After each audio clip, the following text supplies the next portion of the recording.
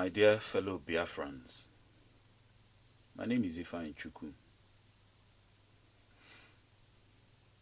I am not a registered member of IPOB, and believe me, this is something I'm not proud of. It's not something I say proudly.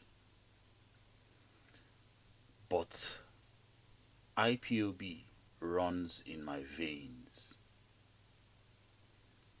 IPOB runs through my heart. IPOB is in my brain, in my core, in my fabric. I am IPOB.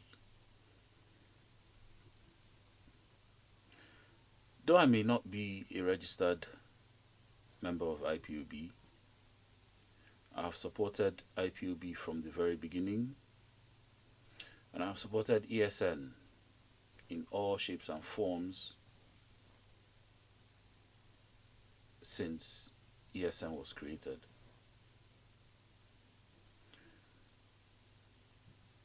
However, being interested in history,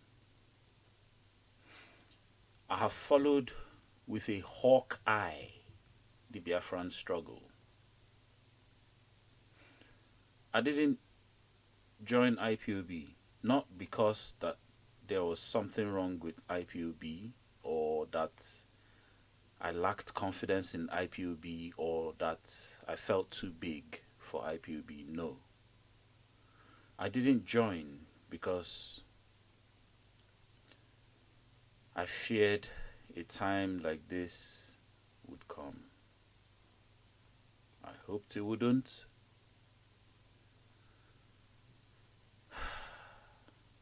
But here we are today. From observing history and realizing that Britain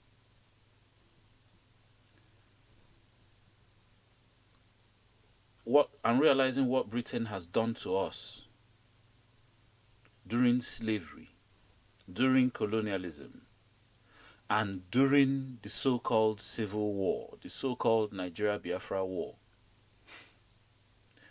I always knew that if there was another fight for self-determination, we were going to have to drag Britain herself into the mud with Biafra and Nigeria. Let all of us be rolling inside the mud. I always knew a time like this would come. I always knew that we must not, and when this time comes, we must not allow Britain to just sit on the sidelines directing the war like last time. I believe it is time to open up a UK front to this struggle. It is time to get under Britain's skin and subvert everything Britain represents. Paint Britain black, how she has painted us, the Biafrans, over the years. Tit for tat. Kill Britain's reputation in the world and in history.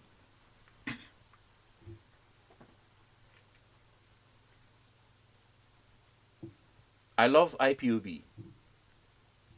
I respect IPOB.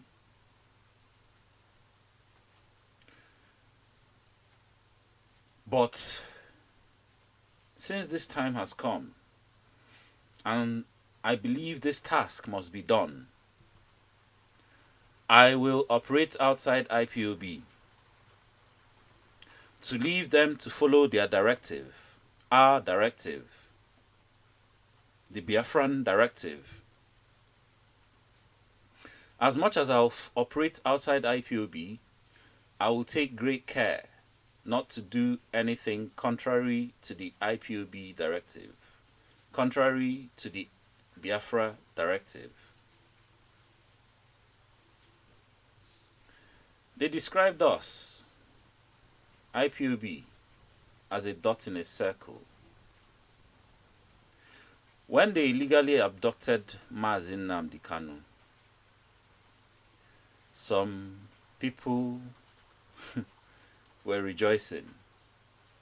Some of them were even saying Mazin Nnamdi Kanu is now a dot in a circle. If only. If you ask me, the situation is more akin to a spider in the middle of a spider's web. And now, everybody is now tangled in that web. Britain, finally, something has dragged Britain into the web. Britain, you are now inside, oh. You are now inside this web. Because the whole world is watching to see if the British passport stands for anything. This is a man who renounced Nigeria as his country because the Nigerian state that is supposed to protect its citizens, in trying to illegally arrest this man, which is their history with this man, a history of illegal arrests. They didn't even use police to try and arrest this man. They sent an army. An army. Where is this done? Was that supposed to be an arrest or an invasion or an annihilation? That you send an army, complete with helicopter gunships and jet fighters or bombers.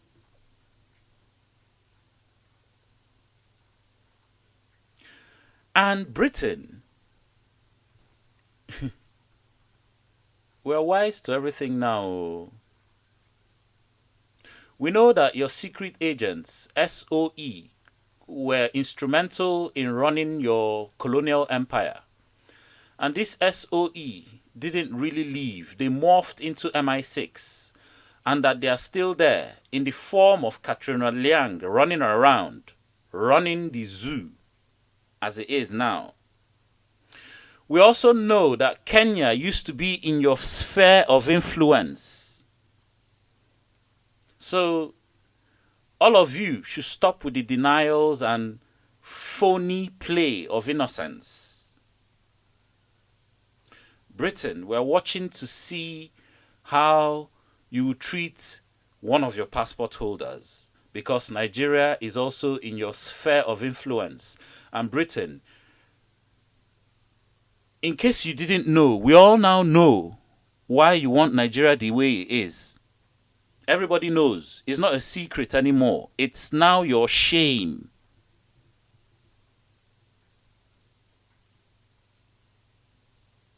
Yes, Kenya was your colony.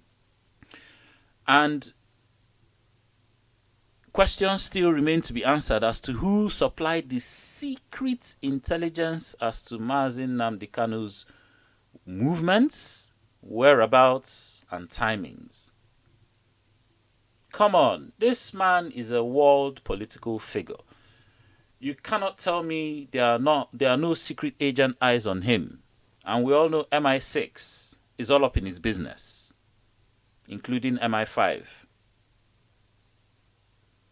Britain, this time, we will not allow you to just look the other way, as if you don't know what's going on. Meanwhile, you are the person pulling the strings for the genocide.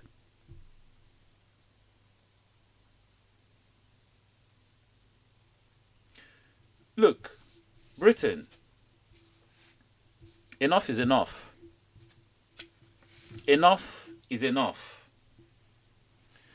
And for those of you who choose to be Nigerians, who want to die Nigerians,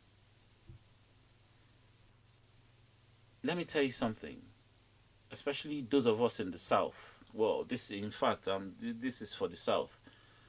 Let me tell all of you in the South something. Everybody in the South is at the center of the greatest genocide in human history, the greatest crime against humanity ever, bar none. If you don't know this, wake up, ask yourself again why they took history away from your schools, and then go online, quit Facebook and Instagram for once. Dig into your history. It's all out there in black and white. Stop giving substance to the white man's claim that if you want to hide something from a black man, you write it in a book. Because when you guys refuse to read, it begins to look like that claim is true.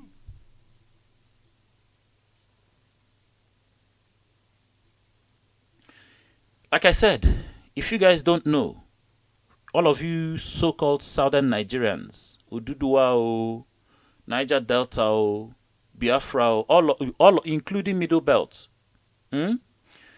you guys are the center of the greatest crime against humanity ever. Starting from slave trade, colonialism, Biafran war, until today with neo-colonialism. And if you don't believe me, if you think this is far-fetched or conspiracy, why don't you follow the interests and the money, like they classically always say? Follow the money, and in whose interests? Then maybe you realize why. And while you are doing this, dig into your damned history.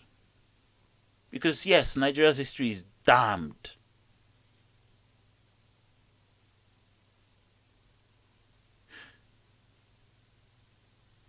Southern Nigerians, as all of you have been bracketed, Oduduwa o, Biafra o. For those that are still, today I heard Niger Delta have finally started pushing for their own self-determination from the zoo. So whatever you choose to call yourselves in that Southern Zoological Republic, Nigeria, because that name is just abhorrent to me, man. I'm sorry, but it is just abhorrent.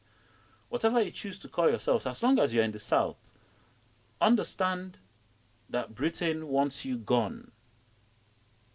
And understand why. I think at this stage, everybody in the South by now should know why Britain wants them gone. And if you don't, I'll refresh your memories again. Now, I said we are the center of the greatest crime against humanity. Who is committing this crime? Ta-da! Britain. Britain is at the center of committing this greatest crime against humanity. And this crime, they've been committing this crime for 400 years. Since slavery, then colonialism, then Biafra war, then neo-colonialism today. So, why do they want you gone? They want you gone because it actually starts from even slavery times. Number one, they want you gone, especially as a Biafran, because their biggest headache. When they came to our land, they met a system of government called republicanism, a system of society called republicanism, what they like to call egalitarianism, and like to brand as primitive and ancient and backward, even though that's what they strive to achieve today. They saw a republican society, and this was a direct threat to their capitalist society, which they were going around the world pointing guns at everyone, destroying their societies and imposing their own systems on. A republican society and a capitalist society are not really compatible. This is why they could not let our light shine, and they had to extinguish us by suppressing us. Because they know that if we went on the global scale, on the global stage with our republicanism, very few countries who knew what they were about or what they wanted will buy into capitalism. And also, in a Republican society, no women will ever think of, well, we need feminism. No. And because of how hierarchical capitalism is, this is why there are women today in the Western world have created feminism. And they didn't want ideas of the way our Republican women lived to cross over into the minds of their own women back then. So the number one reason why Britain wanted us suppressed and wants us gone today. When I mean gone, I mean wiped off the face of the earth, extinct, genocided, whatever. This, what I've just said prior, is the number one reason. Number two reason, our resources. For 400 years, Britain has climbed on our back to build and decorate herself, her land, her society. Britain has gotten rich off our backs, our sweat, our tears, our pain, our blood. For 400 years, she has been milking our life to better her own life. She started by milking us for free labor as slaves. I think this part of the history is very important because a lot of it is missed just because the Biafran War in itself was so epic. And I'm not trying to take anything from the Biafran War, but what happened during slavery, what Britain did to us, Britain and the Fulani did to us during slavery, is very important to take note of. So they came in, mined us as resources, as slaves, human resource. When slavery was beginning to get out of hand with things like the Haitian Revolution and riots in America and Brazil, when slavery began to get out of hand, they changed tactics to colonialism, which is still another form of slavery. The only difference is with slavery, they were kidnapping us, taking us to their land, and forcing us to work. But with colonialism now, no, they send their army down, pointing guns at us. So basically, they now had us on our land and were forcing us to work. And they put us to work, mining all our resources for them to ship back, to decorate and beautify their own land at the expense of our own land and at the cost of the lives of our own people. And this resource, this rapid resource extraction operation Britain set up in our land, we all know still exists today. If you go to Wikipedia and where about the Biafran War, Wikipedia will tell you that Britain wanted the war to continue because she was getting cheap oil. But we know that was free oil, and it's still free oil till today. This is the second reason Britain wants you extinct. Because as long as the Fulani are there, they are guaranteed free oil for life. Because they are business partners. They worked together during slavery to kidnap and sell us into slavery. They worked together during independence to make sure that the whole game was rigged against our favor. They worked together during the Biafran War to make sure we didn't break away. They worked together after the Biafran War to keep us subjugated. They are still working together now. They work together to kidnap illegally our leader, Mazin Nnamdi Kanu. These are hardcore business allies going back 250 years. These people have pacts, not just agreements, pacts between themselves. Fulani and British. Fulani and British and Fulani. Okay. So that was the second. This is the second reason Britain wants you gone off the face of the earth. The third reason is organ harvesting. SARS. Remember, when they did end SARS, before you know it, everything blew out the water. We realized that what? So Britain was behind setting up SARS.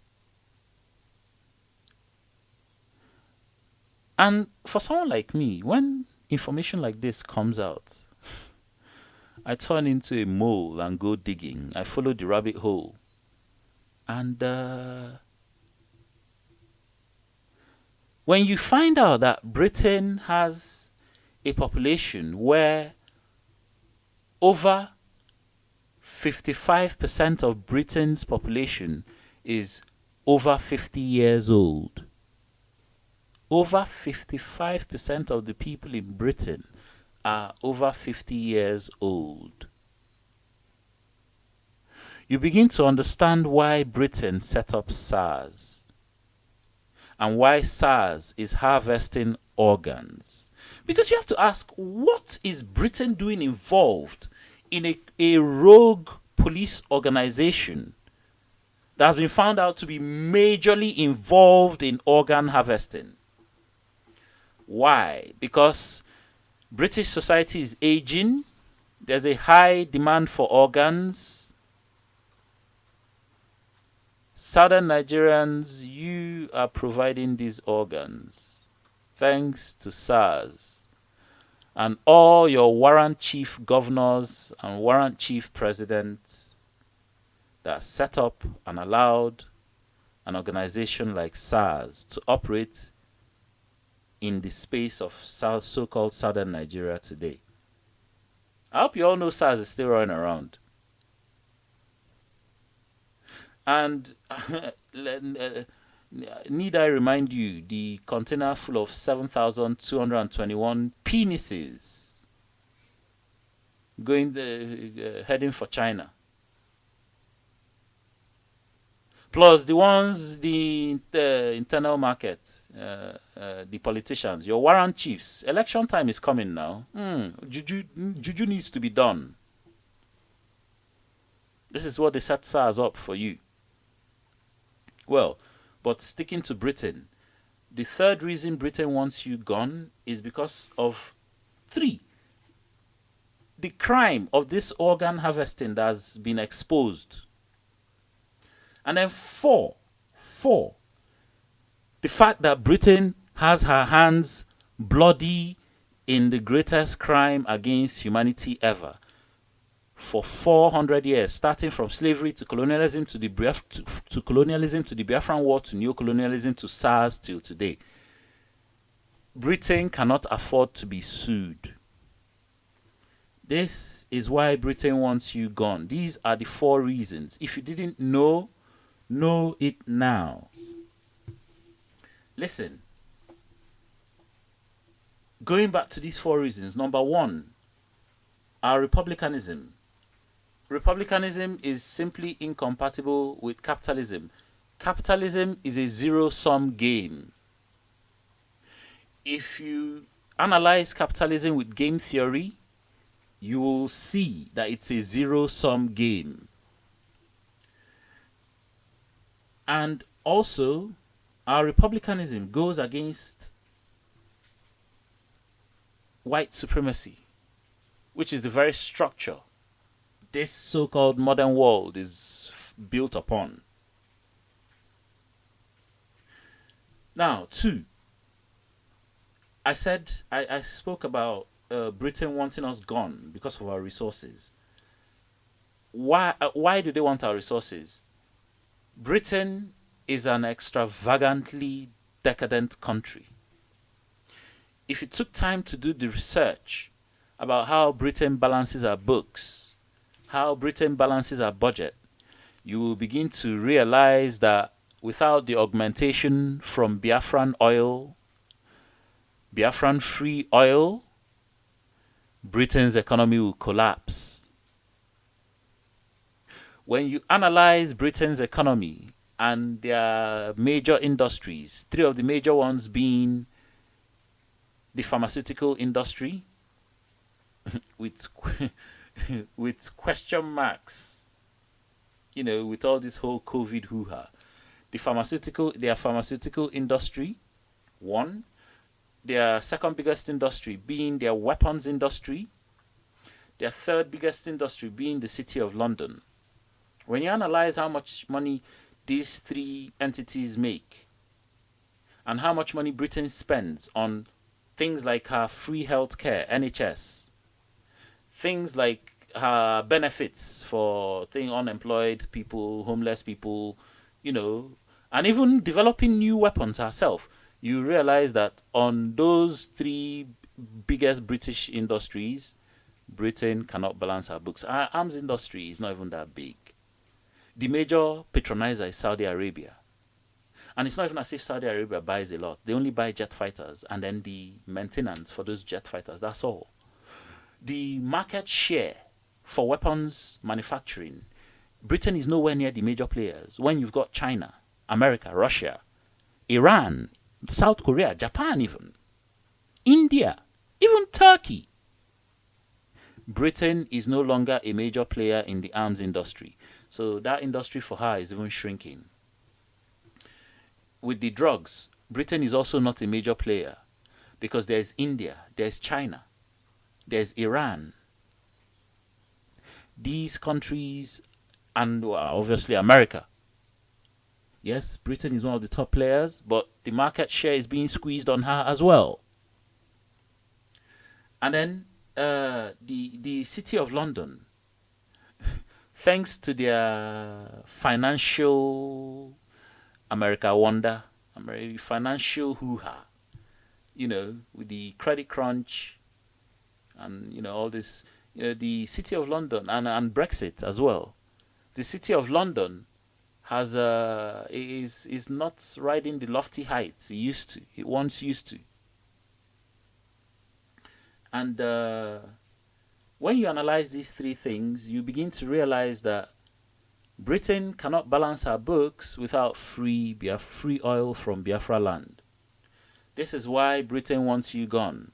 Because them and the Fulani, being foreigners, they are just in that space to loot. And ideally for two of them, Britain and Fulani, ideally for two of them, they would rather everybody in that space be gone so that they could just do what they want.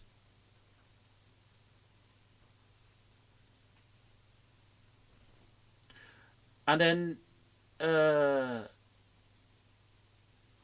want to say this, and this is the first major request I'm going to request of all my Biafran peoples out there. And it's not a big thing to do. It's not a major thing. But I think it's about time something like this should be done now. I think anywhere you are making a comment, be it written or be it spoken, and you have to mention Britain or British, or you have to mention Fulani, I think it's time we link the two words together. They should now be a common nomenclature: British Fulani, Fulani British. I think it's time for history to begin to identify the British and the Fulani, albeit the strangest bedfellows. I always describe Britain's association with the Fulani as like a posh boy, a posh British boy who has gone to the best schools in Britain, like Eton, like Oxford, Cambridge, like David Cameron, rolling around, romancing in bed with a homeless street crackhead. That's what the British association with the Fulani is like. Britain claims to be the height of civilization, even though I strongly disagree. And this is where I come in. I will, when I finish That grate in Britain will be cancelled. They will remove it. They will remove that grate in Britain. So I believe it's time for us to tie these two words together to become one. You know how they did Hausa Fulani? It's time to now make it British Fulani, Fulani British. And what I'm asking you, please, my dear Biafrans, is not much. Anywhere you are replying a comment in YouTube, Twitter, Facebook, and you have to mention Fulani or you have to mention Britain, just type Britain-Fulani or Fulani-Britain. Anywhere you're making a video and you have to mention Britain Fulani or Britain or Fulani, just call two of them as one. Please make this widespread. Let British people begin to see this, the British public. Let them begin to ask, why are they associating us with these Fulani people? And then let them go and ask, who are these Fulani people? Because a big part of our problem today is that the British government knows what's going on very well. The British media knows what's going on very well. But they hide it from their people. So there are people, and who we know, there are a lot of good British people out there. There are people their people don't know what's going on, and hence are not putting pressure on them. I believe at this stage, it's time to drag everything in Britain into the struggle. Everybody, everything is time.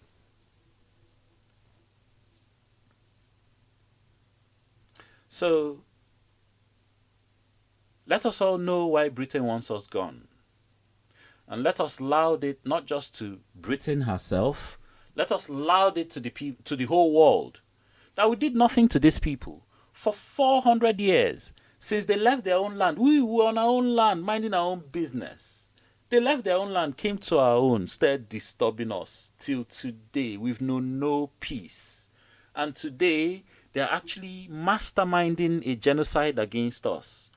Let us let the world know that Britain is not the squeaky clean Britain she makes out to be. She goes around the whole world parading herself, talking about human rights and everything like she invented it. But meanwhile, she's behind the scenes, masterminding a genocide to hide a crime against humanity. This same human rights, so a crime against humanity, she is behind. She was at the center of for 400 years. My people, it's time to drag Britain into the mud. Let all of us start rolling inside. If they ask you, tell them you are from the zoo, but that you are from Biafra. Let them ask you, what's zoo? Where is zoo? Then I begin to explain to them. All of you in diaspora. This is a request to everybody in diaspora, not just even Biafrans, Oduduwa, and our Ambazonian cousins. If you hear this message, the same thing for France. The same thing should be done to France. We must attach a nomenclature that France will not like. These two countries, it's time we get under their skin. We irritate. Because right now, what they're just doing to us is they are looking the other way. The government and the media, pretending they are not seeing what's happening, and blanking out the news, the horror they are doing for to their people. And these two countries, their fear is that if we gain independence, France and Britain, that their economies will collapse. They know this very well. Everybody knows it. We know it. But, this is where the UN too needs to be dragged in. So the UN, okay, so France and Britain, their fear is that if they let us go, their economies will collapse. So, to mitigate or stop their economies from collapsing, they are willing to back and sponsor genocide of our peoples. Meanwhile, the UN that was set up to protect human rights knows this. So I guess Britain's and France's economy is more important to them than the lives of everybody in the Gulf of Guinea. UN. We've been crying now for over 6 years, Ambazonia for even longer. Well, Biafra, Ambazonia. All of us, we are crying now. You are not hearing. When we start our own now, you now come. Hey, please, stop. Next thing, you send soldiers. And we all know what your soldiers are there for. To loot. We've been crying now. You're just doing, we're in talks. We're talking. We're discussing. This for how long? What kind of discussions are these that don't want to finish? Meanwhile, people are dying as they are discussing. Meanwhile, you, Britain, when you were signing this so-called amalgamation of Nigeria, the whole thing was sharp. You called a handful of people. The entire Nigeria didn't even know what was going on. You called a handful of people. They probably didn't even understand they probably didn't even get a chance to read the contract. Oh, yeah, sign here. Everybody sign. Sharp. Nigeria was now won. Britain, why are you hiding the document of amalgamation from us? Why? Why is it classified? Shebi the 100 years has elapsed. Why is it still classified? Britain, this thing will not end well for you.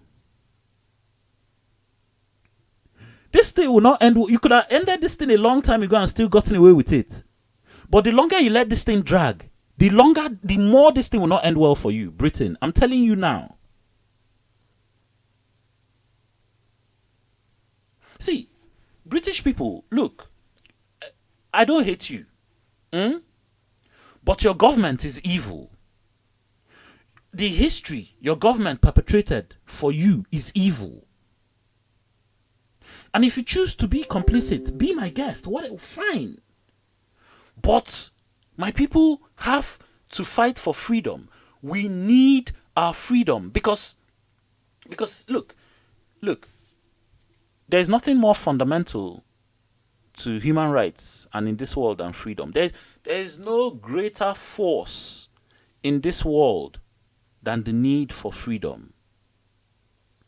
No dictator, no oppressor, no colonizer can subjugate a people, whether by force of arms or whatever, forever. A time will come when they will rise, and no army, no amount of bullets will stop them. Britain, we showed you this before during Ekumeku. Maybe you didn't learn properly then. We will show you again. Britain, this Ekumeku will happen in Britain this time. Okay. No, let me okay. Okay. Anyway, I've said my piece. Everybody is now dragged in. British-Fulani, Fulani-British, Biafra, Nnamdi Kanu, UN, even France, Ambazonia, Oduduwa, all of us are now inside. Britain, let's see how you play this whole saga involving one of your passport holders. And then, when Nnamdi Kanu finally comes out, let's see whether he'll come out and you continue acting as if you don't know why he got into that position in the first place. You will have to talk about this. It's time. It's time for everybody to talk. In fact, what I recommend to you, British-Fulani, what I recommend to you is, while you have Nnamdi Kanu there, talk to him. Talk to him. You know what he wants. While you have him there, talk to him. You know what he wants. Let everybody sign, and let's all come out and avoid this continued madness that will not lead to anything good for all of us.